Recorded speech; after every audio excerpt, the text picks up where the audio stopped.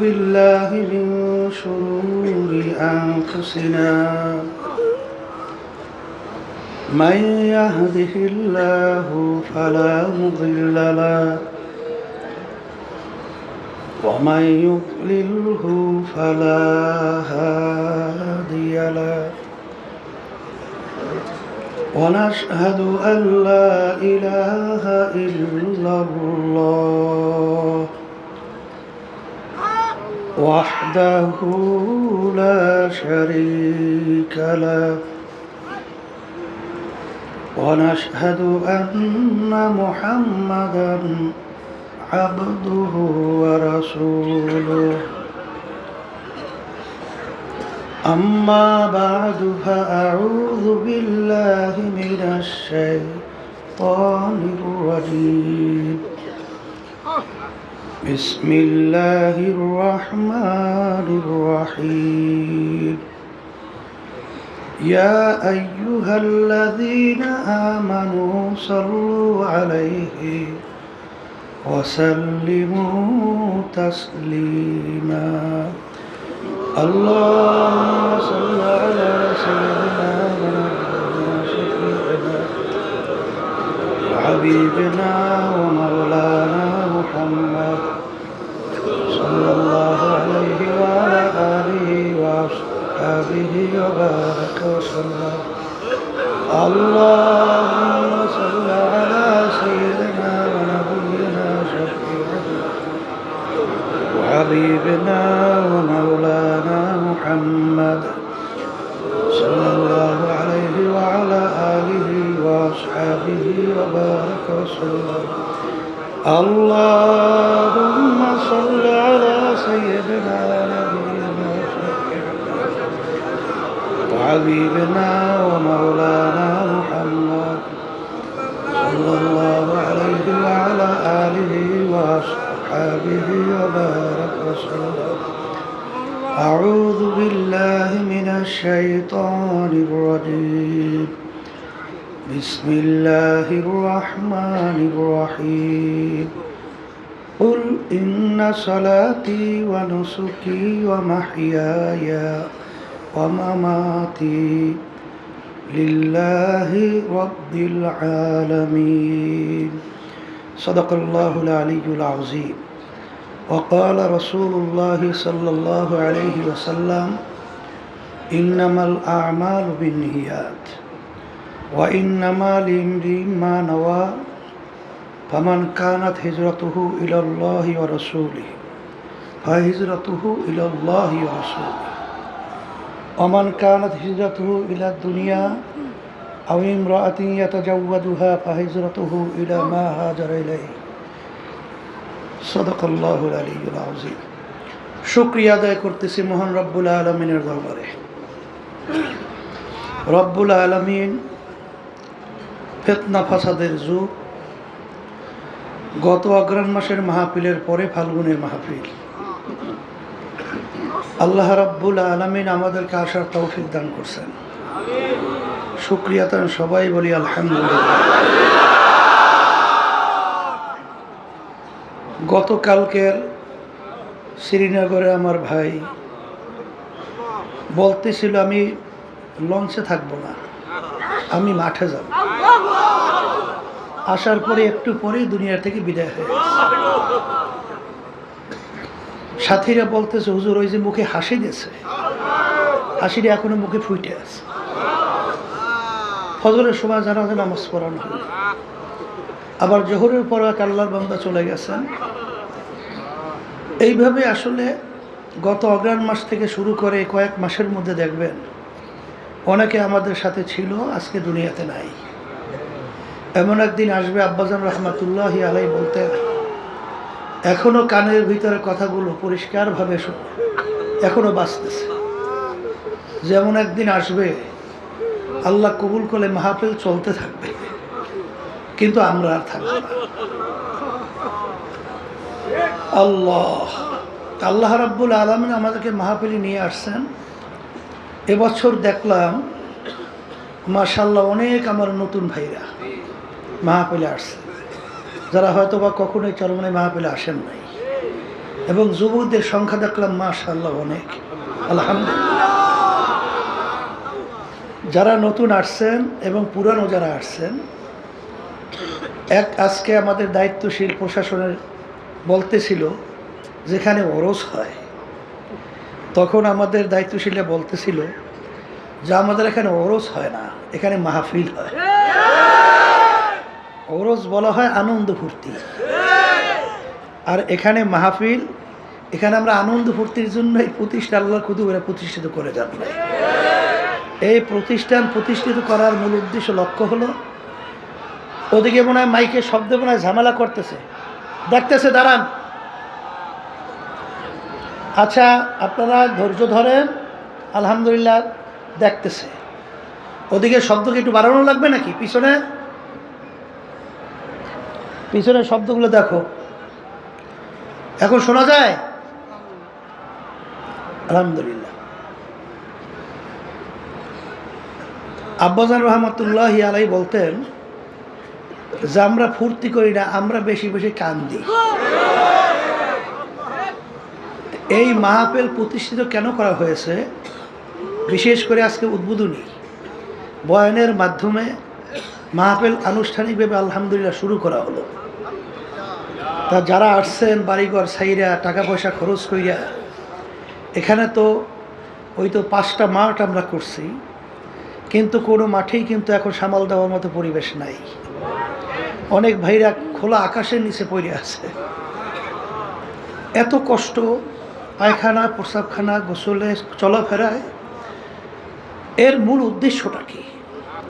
সর্বপ্রথম আমরা এখানে যারা আসছি, আমাদের নিয়াতকে আগে সহি করে নিতে হবে। এগুলা কিছু না, সব হইল ওখানে। কে বলছে এগুলা? এগুলো ভাও কথা, চেয়ারম্যান কয়, ওটা কয় এই কথা। তাই যেই কথা বলতে চাইছিলাম, যে আমরা এখানে যারা আসছি, সর্বপ্রথম আমাদের নিয়াতকে ঠিক করে নিতে হবে। কারণ আপনারা সবসময় শুনে থাকেন আব্বাজান রহমতুল্লাহি আলাইহি এই হাদিস শরীফ প্রতি উদ্বোধনী বয়ানেই তেলাওয়াত করতেন। আর সমস্ত মুহাদ্দিসিন কিরাম সবাই একমত, এই হাদিসের সনদ মুতাওয়াতির হাদিস। আর আপনারা জানেন বুখারী শরীফ কোরআনুল কারীমের পড়ি সমস্ত ওলামায়ে কেরাম মুহাদ্দিসিন কিরাম একমত, সহি কিতাব কোরআনুল কারীমের পড়ি বিশুদ্ধ কিতাবের নাম হলো বুখারী শরীফ। বুখারী শরীফের বাব বুখারী রহমতুল্লাহি আলাইহি প্রথম কি বানছেন? বাবুল ওয়াহি, ওহি সংক্রান্ত, ওহি বিষয়াদি, এই বিষয় বাবের ভিতরে আলোচনা হয়। কিন্তু হাদিস নিয়ে আসছেন নিয়াতের হাদিস। এর কারণ কি? হাদিস পড়বেন, হাদিস পড়াবেন, কোরআনুল কারীম পড়ব, কোরআনুল কারীম পড়াবেন, কিন্তু সর্বপ্রথম আমাদেরকে নিয়াত যদি ঠিক না হয়, তাহলে আমাদের সমস্ত কষ্টটাই বৃথা। আল্লাহ রাসূল সাল্লাল্লাহু আলাইহি ওয়াসাল্লাম বলছেন, তোমাদের সমস্ত কাজের ফলাফল নির্ভর করবে তোমাদের নিয়াতের উপরে। কারণ আল্লাহ রাসূল সাল্লাল্লাহু আলাইহি ওয়াসাল্লাম হিজরতের সময় বলছিলেন, তোমরা যদি কেউ হিজরত এই উদ্দেশ্যে করো আল্লাহ এবং আল্লাহ রসুলকে পাওয়ার জন্য, তাহলে তোমরা আল্লাহ এবং আল্লাহ রসুলকেই পাইয়া যাবা। আর যদি তোমরা হিজরত করো দুনিয়া অথবা কোনো মেয়েকে বিবাহের উদ্দেশ্যে, তাইলে তোমরা দুনিয়া অথবা মেয়েকেই পাবা, কিন্তু আল্লাহ রাব্বুল আলামিনের কাছে এই হিজরতের বিনিময় আর কিছু পাবা না। তা আপনারা বাড়িঘর সবাই ছাইরা এখানে কষ্ট ক্লেশ করে আসছেন। আজকে আমার নতুন বাজানদেরকে বলবো, বিশেষ করে পুরানো যারা আছেন সবাইকে বলবো, যে সর্বপ্রথম আমাদের নিয়াতকে আমরা সহি করে নেব। যা আমার এখানে আসার উদ্দেশ্যটা কি? এখানে উদ্দেশ্য একমাত্র আল্লাহর পথ ভোলা, বান্দাদেরকে আল্লাহর পরিচয় ঘটাইয়া আল্লাহর সঙ্গে সম্পর্ক তৈরি করার উদ্দেশ্যেই কিন্তু এই মাহফিল আল্লাহর কুতুবেরা প্রতিষ্ঠিত করে গেছেন। সবাই বলি আলহামদুলিল্লাহ। চরবনের ইতিহাস তো আপনারা অনেকে শুনছেন, জানেন। তারপর আবার বলতেছি, চরমোনাইটা কিন্তু চতুর্পাশে নদী, একটা দ্বীপের মতো। কিন্তু আজকে চরমোনাই আল্লাহ রাব্বুল আলামিন শুধু বাংলাদেশ নয়, তামাম দুনিয়ার মধ্যে আল্লাহ রাব্বুল আলামিন প্রশংসা সহকারে এর পরিচয় ঘটাইয়া দিয়েছেন। এর পিছনে কোনো কারণ আছে না? এর পিছনে কারণ হলো এই মাটিতে আল্লাহ রাব্বুল আলামিন এমন কিছু তার খাস বান্দাদেরকে আল্লাহ পাঠাইছেন, তাদের ইখলাসের বাদাউলাত এবং তাদের প্রতি আল্লাহর খাস মেহেরবানি রহমতের নজর থাকায় আজকে এই চরমোনাইকে সর্বত্র প্রশংসা সহকারে আল্লাহ রাব্বুল আলামিন পরিচয় করাইয়া দিয়েছে। কথা ঠিক না? সর্বপ্রথম এখানে মক্তব আকারে মাদ্রাসা শুরু করে গেছিলেন আমার আব্বাজানের নানাজান রহমাতুল্লাহি আলাইহি। তার নাম ছিল আহসানুল্লাহ। তার নামেই হলো এই মাদ্রাসা আহসানাবাদ। কিন্তু এই মাহফিল আব্বাজানের নানাজান শুরু করে যান নাই, মাহফিল শুরু করে গেছেন আনুষ্ঠানিকভাবে আমার দাদাজান রহমাতুল্লাহি আলাইহি, ইসহাক সাহেব রহমাতুল্লাহি আলাইহি। দাদাজান চলে যাওয়ার পরে এই বাগানের মালি হিসাবে দায়িত্ব পালন করছিলেন আমার আব্বাজান রহমাতুল্লাহি আলাইহি।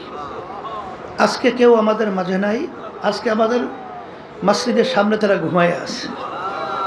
তার ধারাবাহিকতায় এই মাহফিল চলে আসছে, এখন পর্যন্ত চলছে।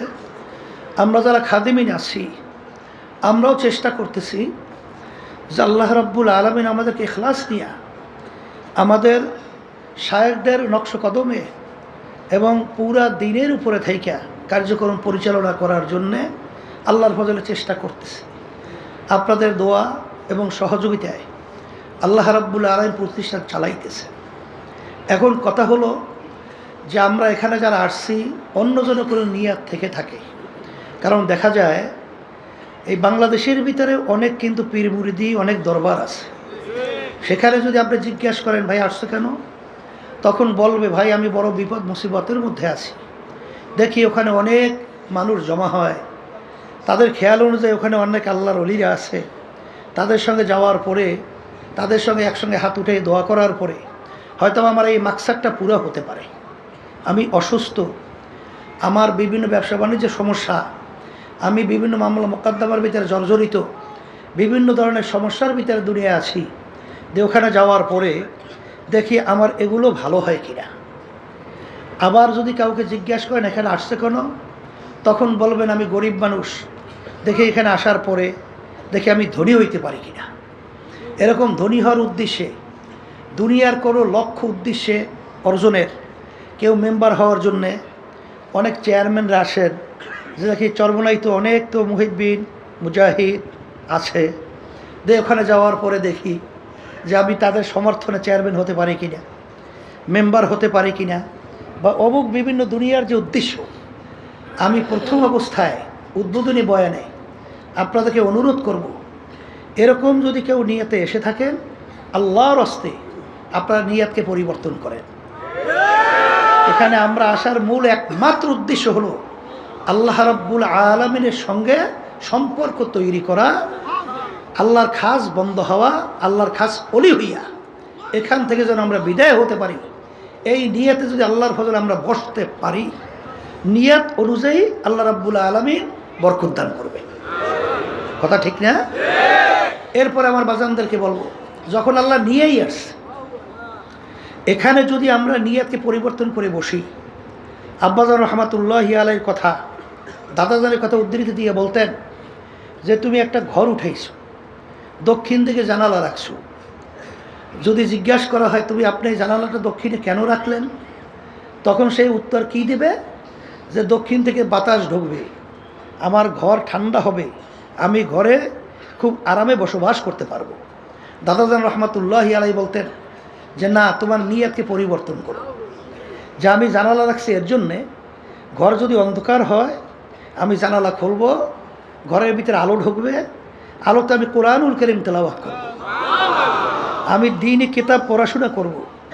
আবার অনেক সময় রাস্তার পাশে আল্লাহ ওয়ালারা যখন রাস্তা থেকে যাবে তাদের চেহারা মুবারক দেখব। এরকম নেক নিয়াতে যদি তুমি জানালা রাখতে পারো, তোমার কি বাতাস বন্ধ হবে?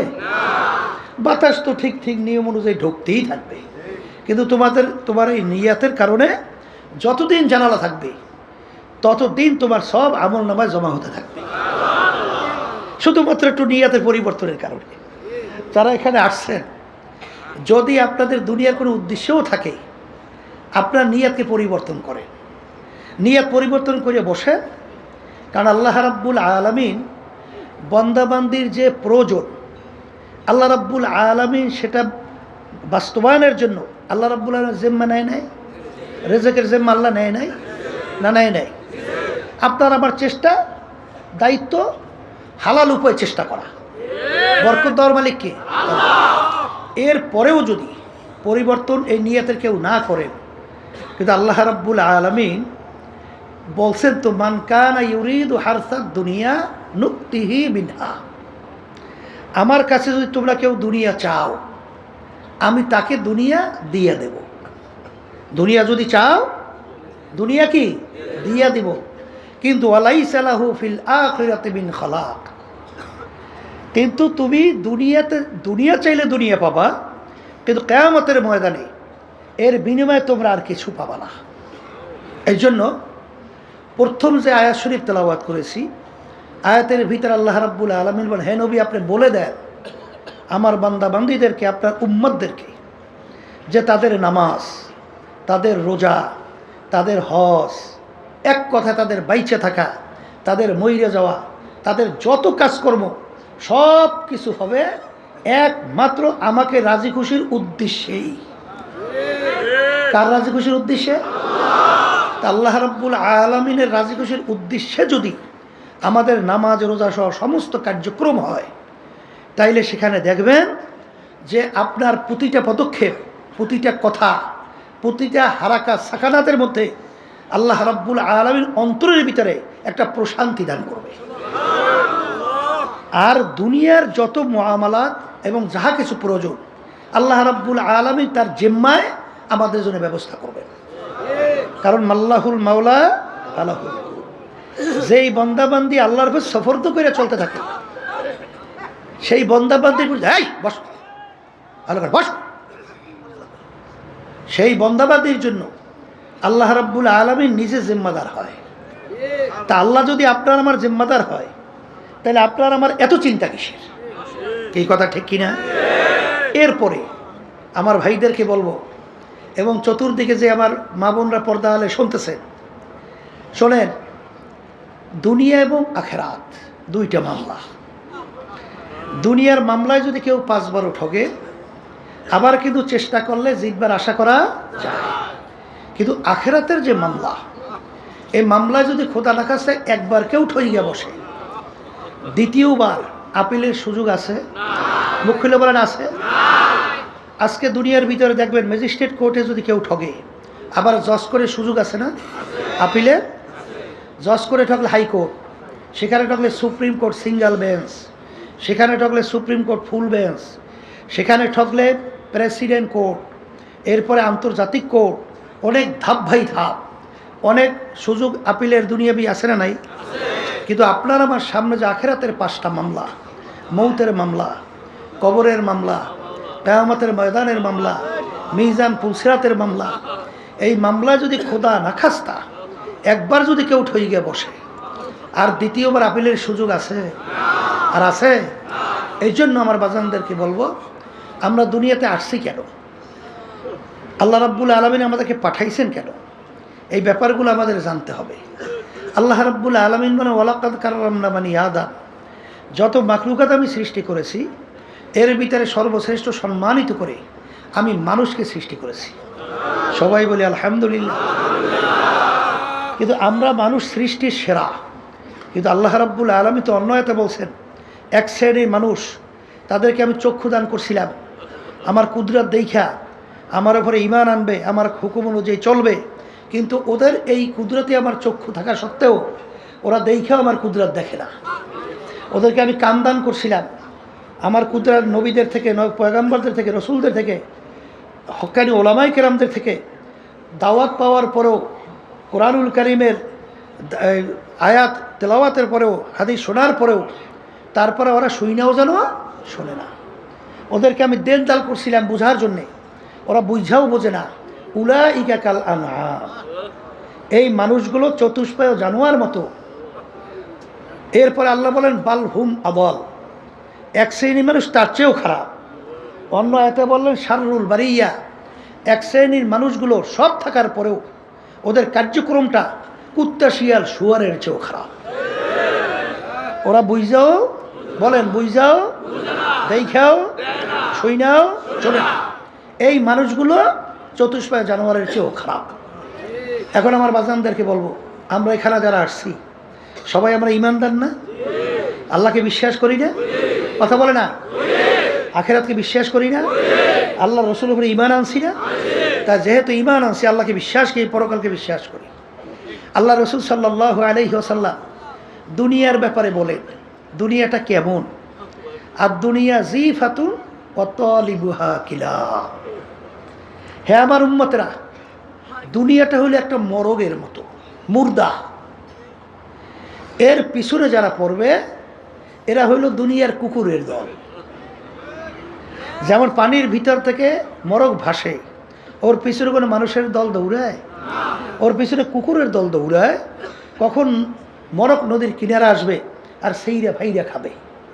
ঠিক দুনিয়াটা হলো একটা মরগের মতো, এর পিছনে যারা পড়বে আখিরাতের স্থায়ী জিন্দেগি যারা ধ্বংস করবে তারা হলো দুনিয়ার কুকুরের দলের মতো। এইটা হলো আল্লাহ রসুলের কথা। তাহলে ইমানদার দুনিয়া সম্পর্কে আমাদের এই আস্থা বিশ্বাস এইভাবে জন্মাতে হবে। কথা বলেন, কথা ঠিক কিনা?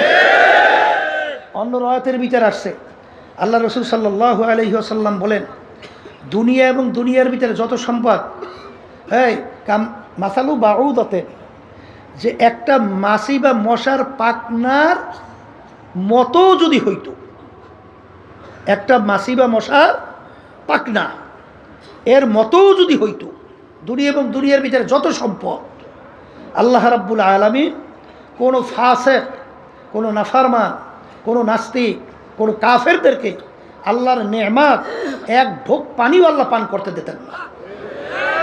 কারণ মশা মাছি হাজার হাজার লক্ষ লক্ষ পাখনা আপনি একত্রিত করিয়া যদি আপনি বাজারে বিক্রিতে নেন, কয় টাকায় বিক্রি হয়? কোনো মূল্য আছে? এর কোনো মূল্য নাই। ঠিক আল্লাহ রসুল সাল্লাল্লাহু আলাইহি ওয়াসাল্লাম উদাহরণ দিয়ে বলেন যে মাছি মশার পাখনার মতো যদি হইতো, এই দুনিয়া এবং দুনিয়ার যত সম্পদ, চেয়ারম্যানে বলেন, মেম্বারি বলেন, এমপিগিরি বলেন, পীরগিরি বলেন, তারপর মুহাদ্দিসগিরি বলেন, শাইখুল হাদিসগিরি বলেন, ইমামগিরি বলেন, অমুক টমুক চেয়ারম্যান এবং বড় ধনী কথা বলেন, 10 তলা 20 তলা এরকম বাড়ির কোনো অভাব নাই, এরকম বহুত কিছু ডিসিগিরি, এমপিগিরি, ওই এসপিগিরি যাই বলেন, এর যত কিছু বলেন, আল্লাহ এবং আল্লাহ রসুলের কাছে একটা মাছির পাখনা পরিমাণও কোনো মূল্য নাই। এই ঈমান আনতে হবে না? এই কথাটা কি আমি বলছি না আল্লাহ রসুল সাল্লাল্লাহু আলাইহি ওয়াসাল্লাম বলছেন? এটা তো ঈমানদারদের সেইভাবে গুরুত্ব দিতে হবে। এই জন্য আপনারা দেখছেন যে সাহাবায়ে কেরামদের ইতিহাস পড়লে দেখবেন, আর আল্লাহ রাব্বুল আলামিন বলছেন আমিনু কামা আমানান নাস, তোমাদের ঈমানের ধরনটা কেমন হবে? সাহাবায়ে কেরামরা যেভাবে ঈমান আনছিল, সাহাবায়ে কেরামদের ঈমানের ধরন কেমন ছিল? দুনিয়ার ব্যাপারে ইতিহাস পড়লে দেখবেন আল্লাহ রসুল সাল্লাল্লাহু আলাইহি ওয়াসাল্লাম কেমনভাবে দেখাই গেছেন যে কাফেররা একত্রিত হইয়া 3টে প্রস্তাব নিয়ে গেছিল না, আরবের সবচেয়ে বড় ধনী বানাইয়া দেবে, সবচেয়ে আরবের বড় নেতা বানাইয়া দেবে, এরপর সুন্দরী সবচেয়ে আরবের ভিতরে মেয়েটাকে তার জন্য বিবাহের ব্যবস্থা করবে। শুধুমাত্র শর্ত কী ছিল? যে এক আল্লাহর পরে ঈমান আনার দাওয়াত দাও, কিন্তু আমাদের কার্যক্রমের বিরুদ্ধে কিছু বলবা না। এতটুকু যদি মানতে পারো, তাহলে মুহাম্মদ সাল্লাল্লাহু আলাইহি ওয়াসাল্লাম তোমার জন্য আমরা এই প্রস্তাব নিয়ে আসছি, নেতা হতে মন চায় নেতা বানাইয়া দেব, ধনী হইতে মন চায় সবচেয়ে বড় ধনী বানাইয়া দেব, সুন্দরী মেয়ে বিবাহ করতে মন চায় ব্যবস্থা করব, কিন্তু শর্ত হলো এক আল্লাহর উপরে ঈমান আনার দাওয়াত দাও। এজন্য আমাদের সমস্যা নাই, কিন্তু আমাদের কার্যক্রমের বিরুদ্ধে কিছু বলবা না। আল্লাহ রাসূল সাল্লাল্লাহু আলাইহি ওয়াসাল্লাম তাদের প্রস্তাব মানছে? বরঞ্চ কি বলছিল? এটা তো একটা স্বাভাবিক, যদি অসম্ভব জিনিস সম্ভব করে দেখাও। আকাশের সূর্য এক হাতে, আকাশের চন্দ্র আর এক হাতে। তারপর আমি এক আল্লাহর উপর ঈমান আনার দাওয়াত এবং তোদের মূর্তি পূজা সহ তোদের অন্যায়ের বিরুদ্ধে আমি বলতেই থাকব। এক পর্যায়ে আল্লাহ রসুল সাল্লাল্লাহু আলাইহি ওয়াসাল্লাম তার জন্মভূমি মক্কা শরীফ থাকতে পারছে? হ্যাঁ, হিজরত করে কোথায় যায়? মদিনা শরীফ যায়। আর জন্মভূমির মায়ায় নবী ফিরা ফিরা যায়। এই তো আমাদের শিক্ষা, এইটাই তো আমাদের শিক্ষা। সাহাবায়ে কেরামদের কি অবস্থান ছিল? দুনিয়ার কোনো মোহ তাদেরকে গ্রাস করতে পারছিল? আমিনু কামা আমানান নাস। এই জন্য কিতাবের ভিতরে আসছে সাহাবায়ে কেরামদেরকে যদি আমরা দেখতাম তাহলে আমরা মন্তব্য করতাম সব পাগলের দল।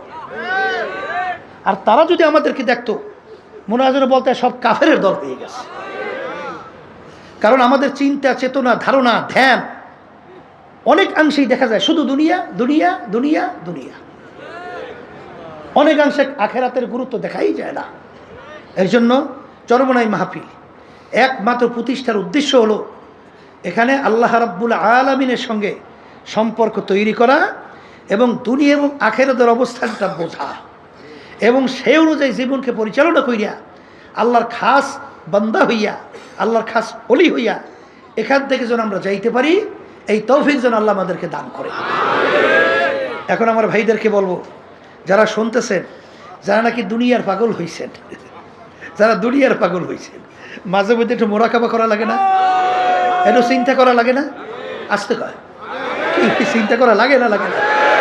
যেই দুনিয়ার পাগল হইছে এই দুনিয়া সম্পর্কে মাঝে মাঝে একটু নিরিবিলি একটু চক্ষু বন্ধ করিয়া একটু চিন্তা করে দুনিয়াটা কি। হ্যাঁ, এই জন্য কোন এক আল্লাহ ওলি বলছিলেন, মস্তে আশেক মস্তে মাসুক বাদশাহ মালে মাস্ত পীরে মস্তে জিরে মস্তে শায়েখে দর আসরারে মাস্ত। দুনিয়ার ভিতরে যত মানুষ বিচারণ করে সবই তো পাগলের দল।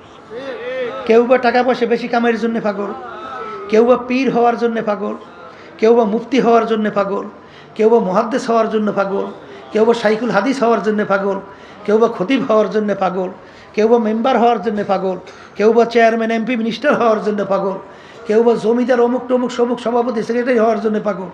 এখন এই সর্বনের অনেক মুজাহিদ দেখা যায় যখন কমিটি গঠন সর্বনাশ, এমন অস্থির হয়ে যায় কেমনে সভাপতি হইবে।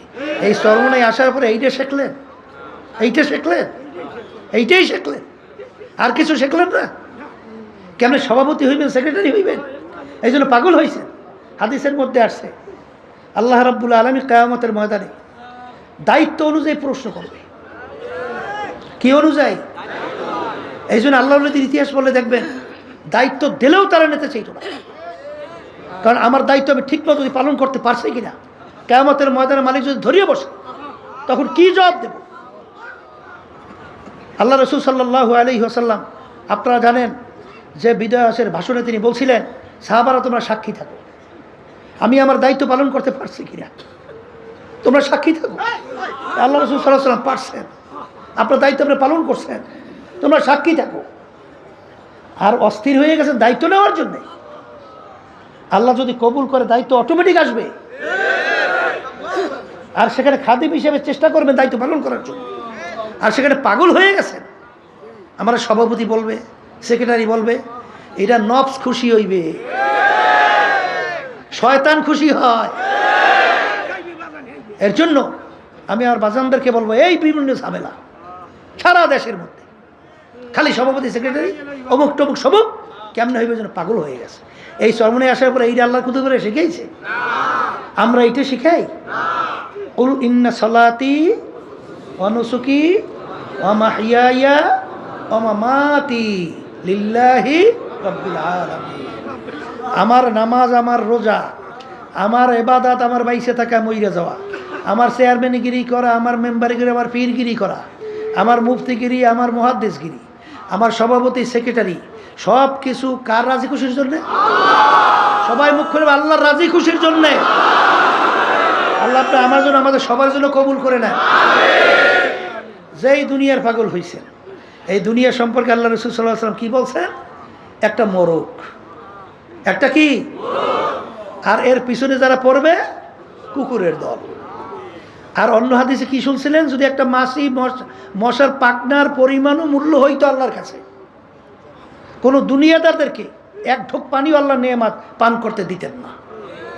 এটা ঈমান আনা লাগবে না? কথা বলে না? কি লাগবে কি লাগবে না? এই জন্য যারা নাকি দুনিয়ার পাগল হইছেন, একদিন কিন্তু পাগলামি শেষ। শেষ কি না? এই দুনিয়ার ভিতরে বহুত বাদশাহ, ফেরাউনের ইতিহাস, সাদ্দাদের ইতিহাস, নমরুদের ইতিহাস, বড় বড় অনেক নেতাদের ইতিহাস, নেত্রীদের ইতিহাস কি দেখছেন? এখন যে সব মাটির তলে পড়িয়ে আছে, ওই কোনো শব্দ আছে? আর মাতুকবাড়ি সর্দারি কিছু আছে? এখন তো এই পায়খানা প্রস্রাব দিয়ে কুকুর, কুত্তা, শিয়াল, অন্য অন্য যে প্রস্রাবও করে, খবর লড়াইতে তো পারে না। কি পারে? এই যে তামাম দুনিয়ার ভিতরে দেখছেন যে বাদশাহী করছিল মোর 4 জন, তামাম দুনিয়ার 2 জন মুসলমান, 2 জন অন্য জাতি। একজন বাদশাহ সেকান্দার বা ইস্কান্দার বাদশাহ এন্তেকালের আগে ওসিয়াত করছিল, আমার মৌতের পরে গোসল করাবা, কাপড় পরাবা, হাত 2টা বাহিরে খাটের মধ্যে উঠাবা, শহরটাকে ঘুরাবা, এরপর দিয়ে দাফন করবা। যখন দুনিয়া থেকে বিদায় হলো, এখন খাটের ভিতরে উঠেছে, 2 হাত বাহিরে রেখে ঘুরায়। যারা বোঝে না, দেখছো আজীবন বাদশাহ খাজনা এবং ট্যাক্স আমাদের থেকে নেছে, এখন মরার পরে কেন হাত পেতে রয়েছে, ওরা খাজনা ট্যাক্স চায়। আর বিজ্ঞ আলেমরা বলতেছে, বোকা তোরা তো বোঝো নাই, বাদশাহ সেকান্দার ওসিয়াত করছে মৌতের পরে এরকম রাইখা ঘুরাইয়ে দাফন করার জন্য। তিনি তামাম দুনিয়ার মানুষকে বুঝাতে চায়, এ তামাম দুনিয়ার মানুষেরা, আমি বাদশাহ সেকান্দারের মতো এত বড় বাদশাহ তামাম দুনিয়া পরিচালনা করলাম, মনে হয় দ্বিতীয় হইতে আর পারবি না। কিন্তু যখন ঠিক আমি কবরে রওনা করলাম, হাত 2টার দিকে তাকাই দেখ খালি, এই খালি হাত দিয়ে কিন্তু কবরে রওনা করো। আর বাদশাহী সবই তো রয়ে গেল, কিছুই তো নিতে পারলাম না। এই জন্য আমার বাজানদেরকে বলবো, যারা আজকে দুনিয়ার পাগল হয়েছেন, এই সম্পদের পাগল হয়েছেন, মনে এত অনেক সময় অনেক দেখা যায় মুরব্বী হইয়া এত অসুস্থ, তখন এসে দুনিয়ার ব্যাপারে মনে হয় যে এমনভাবে আমাদেরকে উপস্থাপন করে, মনে করি যে সিরিয়ে যায়। ওদিকে আখেরাতের ব্যাপারে, কবরের ব্যাপারে চিন্তা নাই। এই চিন্তাটা যদি না করেন, তাহলে দুনিয়াটা যদি বোঝেন, ঠিক দুনিয়ার পাগলামি আপনি করতে পারবেন কোন পর্যন্ত? যে কয়দিন চক্ষু খোলা। চিরতরে যেদিন চক্ষু বন্ধ, তখন কি বলবে? পীর সাহেব ঘুমাই রয়েছে বলবে না, লাশ পড়িয়ে রয়েছে। মেম্বার ঘুমাই রয়েছে বলবে না, মেম্বারের লাশ পড়িয়ে রয়েছে। চেয়ারম্যান ঘুমাই আছে বলবে না, চেয়ারম্যানের লাশ পড়িয়ে আছে। অমুকে ঘুমাই আছে বলবে না, লাশ পড়িয়ে আছে। এখন দেখেন, একটা মশা মাছিও তাড়ানোর শক্তি আপনার আছে? আর পারবেন? এখন সাদা 3টে কাপড় দিয়ে প্যাঁচ দিয়ে দিয়ে আপনার আটকাইছে, মাথার ভিতরে দিতেছে, বা মাজার ভিতরে তো বাঁধতেছে, এখন পায়ের ভিতরেও বাঁধতেছে। এই জন্য আমার আব্বাজান রহমতুল্লাহ আলাইহি বলতেন, সাপ সোজা হবি তো মইরা সোজা হওয়ার আগে সোজা হও। সোজা তো হওয়া লাগবে, মরার আগে হ, মরার পর সোজা হইলে কোনো লাভ নাই। এই জন্য সোজা তো হবা। ওই 3টে সাদা কাপড় দিয়ে যখন বাঁধবে, তখন তো একেবারে প্যাকেট। প্যাকেট তো হবা ঠিক, কিন্তু প্যাকেট হওয়ার আগে সোজা হও। কথা ঠিক কিনা? এই জন্য আমার বাজানদেরকে বলবো, যারা চরমনাইতে আসছেন, আল্লাহ রাব্বুল আলামিন, ইন্নাল্লাহা লা ইয়ানজুরু ইলা সুওয়ারিকুম ওয়া আ'মালিকুম ওয়ালাকিন ইয়ানজুরু ইলা নিয়াতিকুম ওয়া কুলুবিকুম আও কামা ক্বালা আলাইহিস সালাতু ওয়াস সালাম। আল্লাহ রাব্বুল আলামিন শুধুমাত্র আপনার বাহ্যিক আমলের দিকে তাকাই থাকে না, তোমরা আমার দিলের দিকে তাকাই থাকে। বন্দাবাদীর দিলের অবস্থানটাকে, নিয়ত তো দিলের মধ্যে। তা যারা আসছেন, যখন আল্লাহ নিয়েই আসছেন, কষ্ট যখন করবেনি, তখন নিয়তটা পরিবর্তন করা যায় না? আসতে কয় যায় না? এখানে কেন আসছি? একমাত্র আল্লাহ রাব্বুল আলামিন রাজি খুশির উদ্দেশ্যে। কথা ঠিক আছে? এরপরে দুনিয়ার জিম্মাদার আল্লাহর উপর ছাড়িয়ে দেন। কথা ঠিক না ভাই? ঠিক। আর বাজানদেরকে বলবো, আল্লাহ রাব্বুল আলামিন যদি তার এই হুকুম অনুযায়ী বান্দাবান্দি চলে, দুনিয়ায় কোনো পেরেশানিতে আল্লাহ রাখে? বলেন তো, রাখে? আসবত ইতিহাস নাই, কিন্তু দুকিস্তি পর নেহাদানকে চেরা যায়। যদি 2 নৌকার ভিতরে পা লাগান, তাহলে কিন্তু বিপদ আছে। কথা কয় না? কারণ আল্লাহ রাসূল সাল্লাল্লাহু আলাইহি ওয়াসাল্লাম কি বলছেন? এই দুনিয়া এবং আখিরাত কাজ জুররাতাই, 2 সতীনের মতো সম্পর্ক। কেউ যদি দুই সতীনকে কোনো বেটা একত্রে দুই স্ত্রীকে খুশি রাখতে পারে? একজনকে খুশি করলে আরেকজন বেজার হয়। আল্লাহ রসুল সাল্লাল্লাহু আলাইহি ওয়াসাল্লাম সতীনের সাথে উদাহরণ দিয়ে বলেন যে যদি তোমরা দোনোটাকে খুশি করতে চাও, এটা একটা অসম্ভব। যেরকম নাকি দুই নৌকার ভিতরে কেউ যদি পা রাখে, দুই নৌকা যখন দুই দিকে সরতে থাকে তখন ফাইরা সেইরা ধ্বংস হওয়া ছাড়া আর কোনো গতি থাকে? এর জন্য যে যদি কেউ দুনিয়াকে খুশি করতে চান, আখেরাত বেজার হবেই হবে। আবার আখেরাতকে যদি কেউ খুশি করে, দুনিয়া বেজার হবেই হবে। দুটোটাকে একাত্রে খুশি রাখা চরমনে এখনো কিছু বোঝাই। আল্লাহর তো সংখ্যা একেবারে কম এখন আল্লাহর রহমতে। ওদিকে নেতাদেরকে খুশি করতে যায়, আবার মসজিদে দিয়ে নামাজ পড়ে আল্লাহরে খুশি করতে যায়।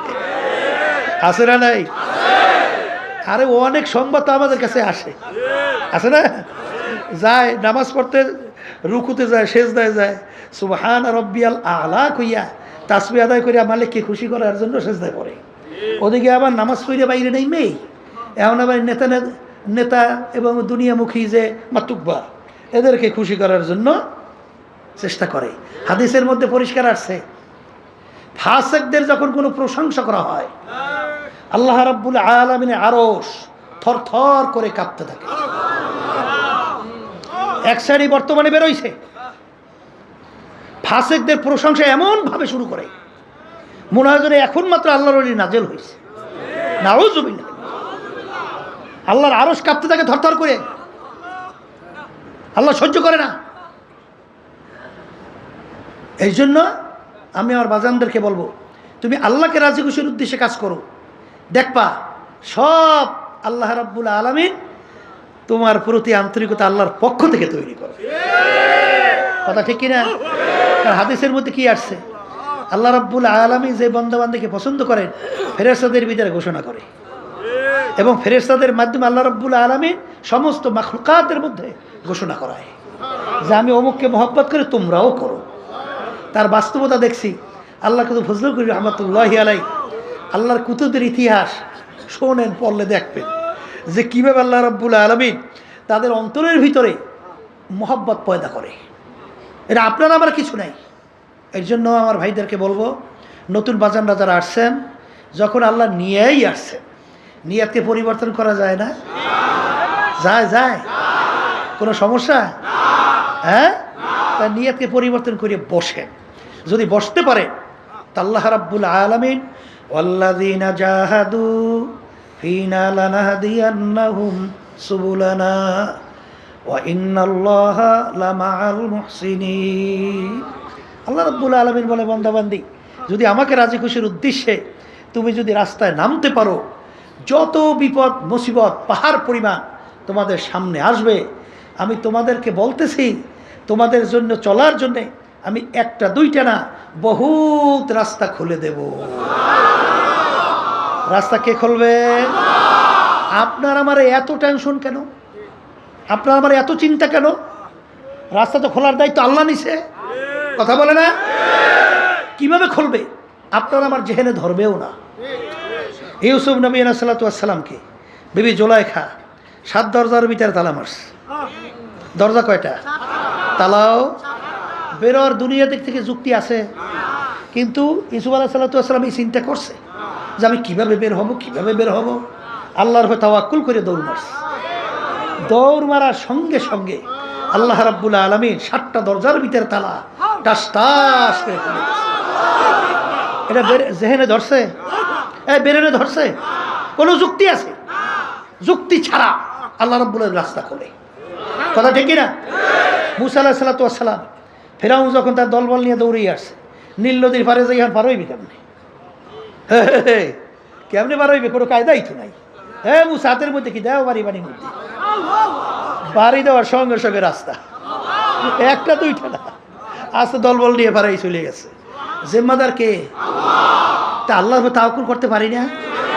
পারি না? এত পেরেশান হয়েছেন কেন? এত পেরেশান হইলে যে পাগলামি দুনিয়ার জন্য করে, একটু মাঝে মাঝে মোরাকাবা করতে থাকতে হবে। নিরিবিলি করলেই দেখবেন আপনার কাছে প্রশ্নের উত্তর আসবে। সব ফাঁকি আর ফাঁকি, জোরে বলেন কথা ঠিক কিনা? কিয়ামতের ময়দান একজন আর একজনকে প্রশ্ন করবে, ভাই কামলা বিছনা, আমরা দুনিয়ার ভিতরে কতদিন ছিলাম? একজনে উত্তর দেবে, লাবিসনা ইয়াওমান আও বা'দা ইয়াওম, একদিন অথবা একদিনে কিছু অংশ মনে হয় ছিলাম। আর একজনে বলবে, না না, যারা হিসাব রাখছে তারাই বলতে পারবে। ফাস আলিল আদি, আমার তো মনে হয় ঘরের এক দরজার থেকে ঢুকছিলাম, অন্য দরওয়াজা থেকে বের হয়ে আসলাম, ঢুকলাম বের হইলাম, এতটুকু তো আমার কাছে দুনিয়ার মনে হইল। এই আল্লাহর বান্দারা, পর্দা আলে মা বোনেরা, একটু মাঝে মাঝে একটু মুরাকাবা না করলে সে মানুষের মধ্যেই পড়ে না। কারণ আসলে আমরা দুনিয়াতে কেন আসলাম, আল্লাহ আমাদেরকে কেন পাঠাইলেন, আমরা ছিলাম কোথায়, আছি কোথায়? এই বসাই দাঁড়াও, তোমরা কি করো, যারা সবাই বসাই দিয়ে, আমরা ছিলাম কোথায়, আছি কোথায়, রওনা করব কোথায়? দুনিয়া কিন্তু ক্ষণস্থায়ী, দুনিয়া দেখতে না দেখতে শেষ হয়ে যায়। আর আখেরাতের জিন্দেগি শুরু হবে, আর কোনো দিন শেষ নাই। বাজান সবসময় মনকে বুঝাইয়েন যে আল্লাহ রাসূল সাল্লাল্লাহু আলাইহি ওয়াসাল্লাম দুনিয়া সম্পর্কে বলছেন, আলী তুমি দুনিয়ার তোমার হায়াতকে কি কেমন তুমি মনে করো, কত দূরে কেমন নিকট তুমি মনে করো? আলী রাদিয়াল্লাহু তাআলা আনহু বলছিলেন, হে আল্লাহর রাসূল, আমি যখন নামাজের জন্য ওযু করতে যাই তখন আমি খেয়াল করি আমার জীবনের শেষ ওযু এই নামাজের শেষ হইতে পারে, সামনের ওয়াক্তের নামাজের জন্য সুযোগ আর নাও পেতে পারি। আল্লাহ রাসূল সাল্লাল্লাহু আলাইহি ওয়াসাল্লাম বলেন, আলী তুমি তো ভুল করছো এক নামাজ থেকে অন্য নামাজ আসতে, মাঝখানে অনেক সময়ের ব্যবধান। আলী মৃত্যু তো এত দূরে না। বাজার লঞ্চের থেকে আল্লাহর বান্দা নামতেছিল, আমি মাঠের ভিতরে যাব, মাঠের ভিতরে আসতে না আসতে এরপরে আসতে ঢইলা পড়লো, চিন্তাও করতে পারে না আর বাড়ি জ্যান্ত অবস্থায় যাইতে পারবে না। আখারে আলী, তুমি যখন নামাজের ভিতরে ডান দিকে সালাম ফিরাও তখন তুমি খেয়াল করো বাম দিকে সালাম ফিরাতে পারে কিনা। এই হইল দুনিয়া। আর আখিরাতের জিন্দেগি সম্পর্কে আল্লাহ রাসূল সাল্লাল্লাহু আলাইহি ওয়াসাল্লাম বলেন, তামাম দুনিয়া যদি একটা গোডাউন বানাও, জমিন থেকে আসমান, পশ্চিম থেকে পূর্ব, উত্তর থেকে দক্ষিণ, এই পুরা জমি এই গোডাউন যদি সরিষা দিয়ে ভইরা দাও, একটা পাখিকে যদি বলা হয় কবুতর পাখি, একটা সরিষার দানা খাবা, আবার 500 বছর পরে আর একটা সরিষার দানা খাবা, এরকম 500 বছর পর পর একটা সরিষার দানা খাইতে খাইতে তামাম দুনিয়াময় সরিষা একদিন না একদিন শেষ হবেই হবে। কিন্তু আল্লাহ রাসূল সাল্লাল্লাহু আলাইহি ওয়াসাল্লাম বলেন, আখিরাতের জিন্দেগি শুরু,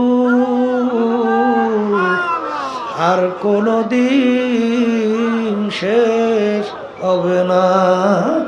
হে দুনিয়াদার পাগল আমার বাবারা, হে পীর মুফতি মুহাদ্দিস আমার বাবারা, হে এমপি মিনিস্টার চেয়ারম্যান বড় ধনী আমার বাবারা, হে সভাপতি সেক্রেটারি আমার বাবারা,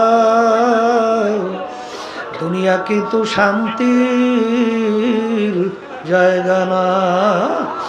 আর দুনিয়া দারুল মেহনে ওয়াল বালা, দুনিয়াটা হলো কষ্ট ক্লেশের জায়গা, বালা মুসিবতের জায়গা। এই ঠান্ডা, এই গরম, এই রোগ ব্যাধির কোনো শেষ নাই, শত্রু মিত্রর কোনো অভাব নাই। এই ছেলে কথা শোনে না, মেয়েরা কথা মানে না, এই স্ত্রী কথা শোনে না, স্বামীরা কথা শোনে না। বাজান রোগ ব্যাধির কোনো শেষ নাই, শত্রু মিত্রর কোনো শেষ নাই।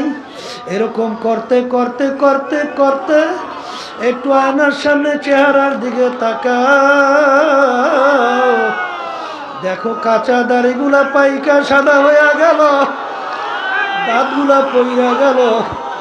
আহারে, আগে ল্যাংটইয়া দৌড়াদৌড়ি করলাম, এখন লোকজনে বলে বুড়া মেয়া, আখারে মুরব্বী আসছে, অনেক সময় নামাজের কাতারে পিছনে দাঁড় হইলে আপনি মুরব্বী মানুষ কেন পিছনে তার হয়েছেন, সামনে আসেন। বাজানটাই না সামনে দিয়া দেয়। দুনিয়া এবং আখিরাতের ব্যাপার যদি একবার তোমার আমার দিলের ভিতরে বইসা যায় বাজান, তখন তুমি দেখবা দুনিয়া যদি সব তোমার আমার পায়ের উপরে ফেলাইয়া রাখা হয়, দেখবা আল্লাহর ফজল ও করমে ওই দুনিয়ার প্রতি তোমার আমার একটু মন দের চলবে না। এই জন্য আল্লাহর ওলিদের ইতিহাস পড়লে দেখবেন, সাহাবায়ে কেরামদের ইতিহাস পড়লে দেখবেন, আল্লাহ রাবী সাল্লাল্লাহু আলাইহি ওয়াসাল্লাম বলে, আর দুনিয়া জিফাতু ওয়া তালিবুহা কিলাব। হে আমার উম্মতেরা, দুনিয়ার একটা মরণ, এর পিছনে যারা পড়বে আখিরাতের স্থায়ী জিন্দেগি ধ্বংস করবে, তারা হইল কুকুরের দল। এ আল্লাহর বান্দারা, পর্দা আলে মা বোনেরা, এত প্রেশান কি দরকার? ওমাইয়া তাওয়াক্কাল আলাল্লাহি ফাহুয়া হাসবুহু। যদি আমার মালিকের উপরে তাওয়াক্কুলের মতো তাওয়াক্কুল করতে পারো, আমার মাওলাই বান্দা বান্দির জন্য যথেষ্ট হইয়া যাবে। আল্লাহর বান্দারা, পর্দা আলে মা বোনেরা, আমার মালিক তোমাকে আমাকে চরমনাইয়ের ময়দানে নিয়ে আসছেন। বাজান ধীর স্থির ভাবে বসো। উদউনি আস্তাজিব লাকুম। আমার মালিক বলে, বান্দা বান্দি তুই আমাকে ডাক, তুই আমাকে ডাক দেতে দেরি, তোর ডাকে সারা দিতে আমি দেরি করব। আল্লাহ আল্লাহ। এই আল্লাহর বান্দারা, হে পর্দার আড়ালের মা বোনেরা, এই মাঠের ভিতরে অনেক আল্লাহওয়ালারা আছে বাজান, তাদের নজর যদি আল্লাহর ফজলে তোমার আমার প্রতি একটু লাইগা যায়, ওয়াকুনু মা'আস সাদিকিন। আল্লাহ সোহবতে সালেহ তোরা সালেহ কুনা,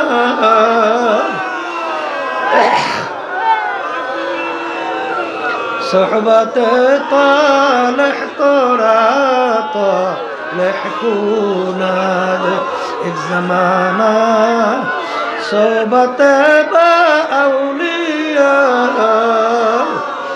বেহতরা সাদ সালে তাআত বেরিয়া, গেলে খুলব এদার হাম্মামে রোজ,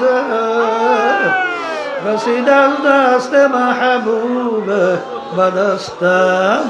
সৎসঙ্গে স্বর্গবাস, অসৎসঙ্গে সর্বনাশ। অনেক প্রমাণ এই মাঠের মধ্যে আছে। আমার কাছে বলতেছিল, আমার দিলটা পাথরের চেয়েও শক্ত, আরে চোখে পানি আসা তো দূরের কথা, কিন্তু চরমনাইয়ের ময়দানে আসার পরে আরে আল্লাহর বান্দারা যখন নাকি হালাতে বুলবা অবস্থায় দৌড় মারল, আজকে আমার শরীরের সঙ্গে একটা কারেন্টের মতো শক লাগাইয়া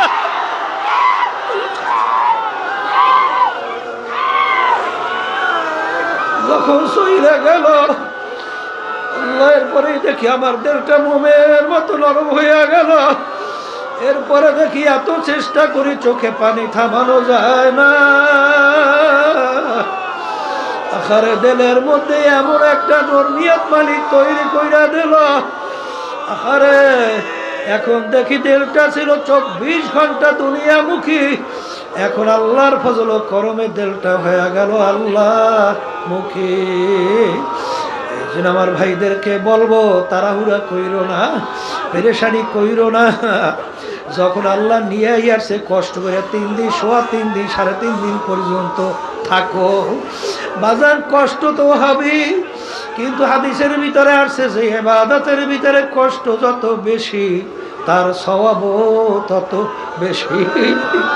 বাজার একটা কাটার গুতাও যদি মোমেন বান্দা বান্দির লাগে, এর মাধ্যমে বান্দা বান্দির গুনাহ মাফ হয়ে যায়। আর বাজারে একটা বিষয়, আরে মাঠে তো জায়গা আল্লাহর বান্দারা অনেকেই পায় নাই। আল্লাহ রাব্বুল আলামিন মুসলমানদের চরিত্র বলছেন, ওয়ায়ুসিরুনা আলা আনফুসিহিম ওয়ালাউ কানা বিহিম খাসাসা। মুসলমানদের চরিত্র হবে নিজের স্বার্থের চেয়ে আমার অন্য ভাইয়ের স্বার্থের অগ্রাধিকার দেওয়া।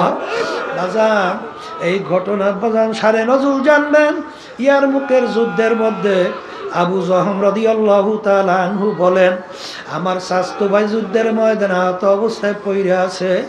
আমি তার কাছে পানি পান করবে কাছে যখন নিয়ে গেলাম, যখন তিনি পানি পান করবে এমন সময় দূর থেকে আর এক আল্লাহর বান্দা আহত অবস্থায় পড়ে আছে, তিনি হঠাৎ ডাক দিয়ে উঠল, পানি।